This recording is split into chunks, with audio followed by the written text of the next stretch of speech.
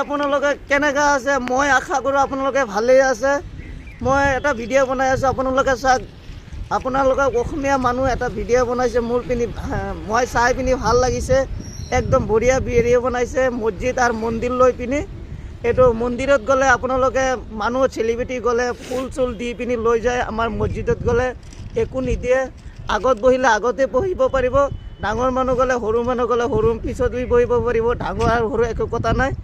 সেইটো কাৰণে মোক ভাল লাগিছে ভিডিঅ'টো চাই পিনি। আপোনালোকে ভিডিঅ'টো চাই লওক কি কৈ আছে। মুছলমান ধৰ্মটো যেনেকুৱাই নহওক, কিন্তু তেওঁলোকৰ এটা বস্তু মোৰ মানে বিৰাট ভাল লাগে। সেইটো হৈছে মানে তেওঁলোকৰ মছজিদত কোনোদিন VIP এণ্ট্ৰি নাথাকে।